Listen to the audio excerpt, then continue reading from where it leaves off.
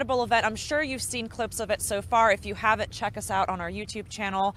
We streamed it. Now, let me tell you, we had 4 cameramen, actually 4 cameramen and 9 correspondents. We were spread out all across DC, all across the Freedom Plaza, all across SCOTUS. We were interviewing patriots along the way. And so we are out here doing the job for the American people to show you what it's like to be here. And we want to give the fair media coverage for President Trump, the fair media coverage for America. So go check us out if you haven't already from the live coverage yesterday.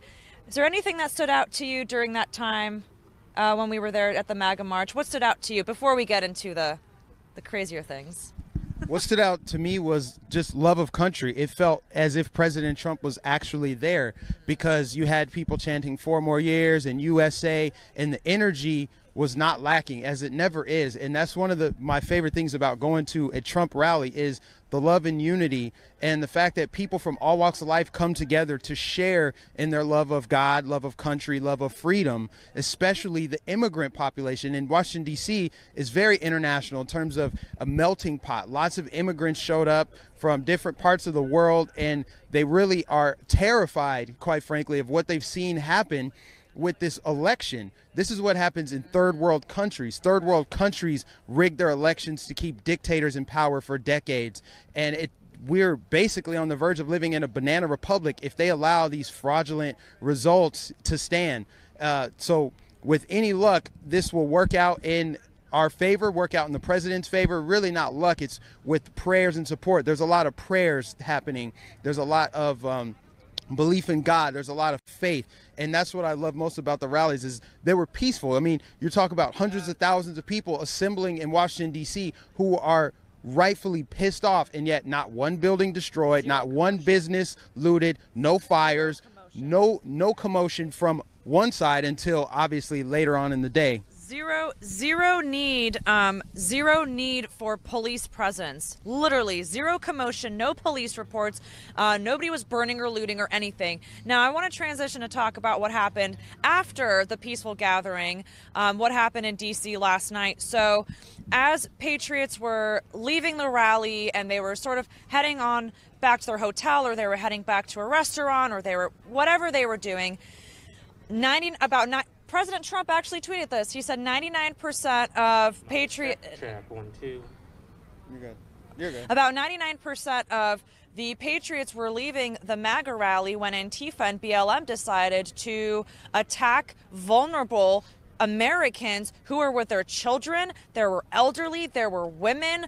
And they decided to find the perfect moment where, patriots are outnumbered. They're not, they're in a much more vulnerable situation. They may not be in a large group. They're just trying to get home. They're trying to get to their car. And BLM and Antifa, they decide to have a summer of love, right? Because it's a myth and it's just an idea. So this idea came out of nowhere, just fell from the sky and violently harassed, intimidated, and attacked patriots.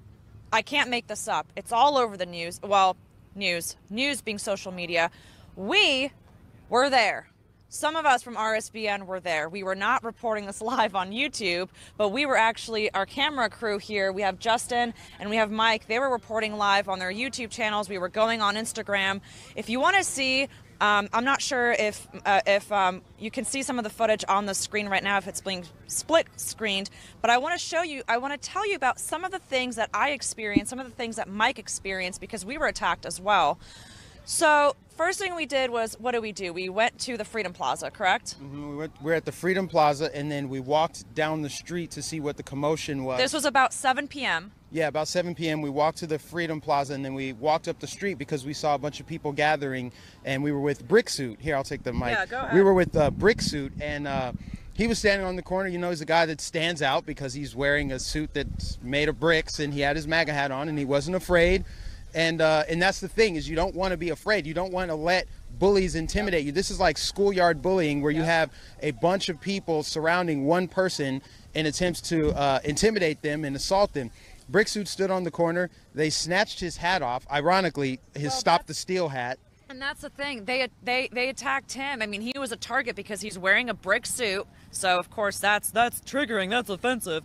And his hat. Well, first thing they see is that it's red, so they assume that it's a MAGA hat, which it didn't say MAGA. It said Stop the Steal. But of course, either way.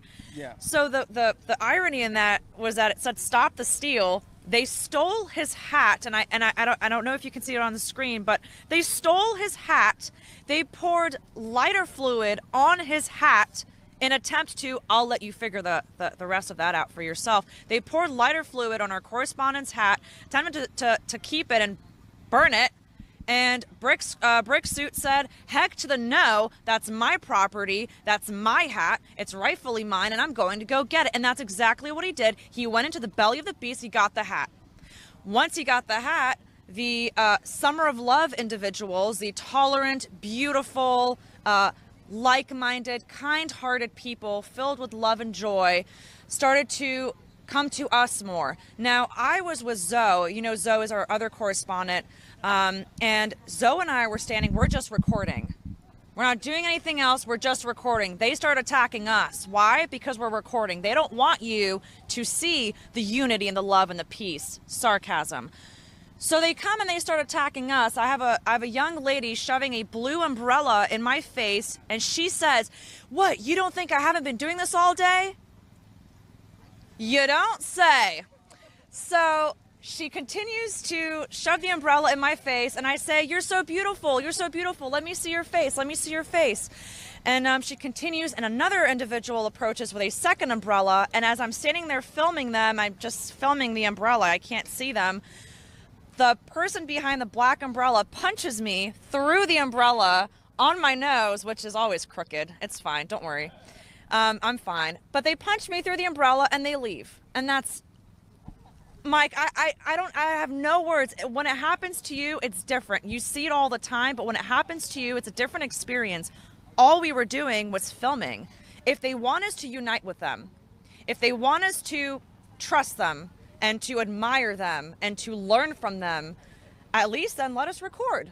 I don't know. Let us record. Let's see what you got for us. Maybe we are the black sheep. Maybe we're the uneducated ones. Let us see for ourselves. Wow, that's powerful. And that's exactly what happened last night. And Brick Suit, to his credit, he stopped the steal.